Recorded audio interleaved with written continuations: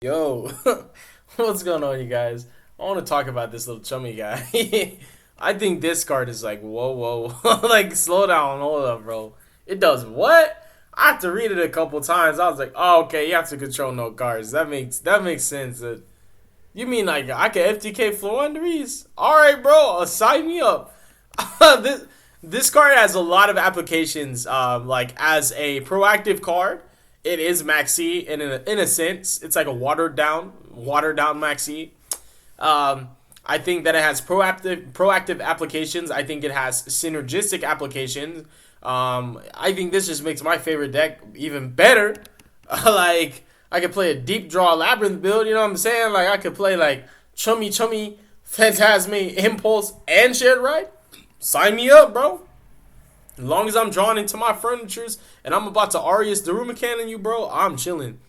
So I think this card is like a very unfair, like, and not so healthy hand trap. I think that this shouldn't have been printed. And I know some people be like, oh, this symbolizes that Maxi's not coming back. They shouldn't have made a Maxi adjacent. You know what I mean? Like, that's not okay. That doesn't make it better. So it says if you control no cards, you can discard this card. And for the rest of this turn, your opponent, every time they summon a monster from the hand, you draw a card. That includes normal. During the end phase, if you have more cards in your hand than the number of cards your opponent controls, plus 6. Just hard for that to happen. Shuffle random cards from your hand into the deck equal to the difference. You can only activate the effects of other Molchami monsters once the turn you activate this effect. So you can only activate one other Molchami. It says only activate the effects of other Molchami monsters once the turn you activate. So I guess you could double Perulia, but then if you had like 3, you couldn't do 3. Oh man, that sucks. But it still stacks. Like it's still 2 stacks, you know. Draw 2 for every summon. That I think that if somebody does that to me, I'm just gonna pass and let them take the neg too. It says what if your opponent, if you have more cards in your hand than the number of cards your opponent controls plus 6. So if your opponent has no cards and you have 6, because 6 plus 0 is 6, then you shuffle your whole hand back.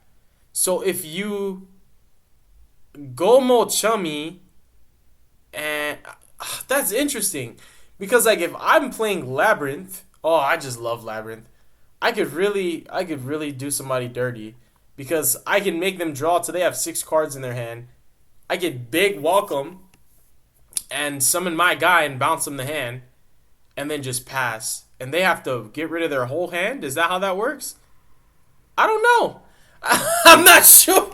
That just sounds crazy. I don't know. I just feel like there's a way that this could backfire on you. This card's crazy, though. It gave me the idea of like a deep draw Labyrinth build, because Labyrinth, I think, is just probably the best deck to play this. I know I sound biased, but the reason why I think like hand traps like Impulse and Phantasme and Molchami are better in a Labyrinth deck is because Labyrinth is like the only deck right now that's playing on your opponent's turn. So it's not like you're playing these hand traps to draw more hand traps. You're playing these hand traps to draw engine, because your engine acts as hand traps. You could just play like a deep draw build for anything, but Labyrinth is the only deck right now that's meta relevant that has consistent turn 0 plays. You know, it's not like we're playing in a tournament format right now. So nobody's really doing it. Like nobody's really playing on your turn except for Labyrinth. So I think that if I had 9 cards that say draw 2 minimum, a lot of the times you're only going to get 2 draws off this if your opponent's not trying to play too heavily into it. Sometimes you just get 1. You know, you could chain it to an effect that special summons and guarantee the draw. But a lot of times, like this says draw 2, this definitely says draw 2. If I just have 9 cards that minimum draw 2 cards, and I can draw at least 2 of them and draw 4 cards, I'm going to feel really nice if I see Ku Klux Furniture and like Arius Trap. I'm going to feel really good if I'm discarding Backjack too, you know what I'm saying? So I think this card's really good. I think it's the strongest hand trap right now. That's the least situational that you could play in Labyrinth. I'm not coping. I promise you. I think this is the best hand trap to play in Labyrinth. It makes me want to blind second on purpose. Like, but if you have dead copies of it, you just discard it. You know, you just discard it for Labyrinths. You know what I mean? So I like this card. I think it's really powerful. I could see it being abused. I could see it being accessible in other decks. Um, you know, it doesn't seem like there's a good enough drawback to like de-escalate the situation once this card resolves. It's not like that other ghost girl. What's that water ghost girl's name? Ghost. Shoot. It's not freaking, yeah, this girl right here, Spooky Dogwood. It's not like her. You know what I mean? Like this is a card you could shotgun and like it's hard to get punished by it. So yeah, that's gonna wrap up the video. I think that this is like definitely just Labyrinth support. Unironically, I'm so biased. I just think this is Labyrinth support, to be honest. That's my take on it. Thank you guys so much for watching. Subscribe to the channel. Leave a like and leave a comment. Support the algorithm. Deuces is wide, you guys. Have a wonderful day. Peace.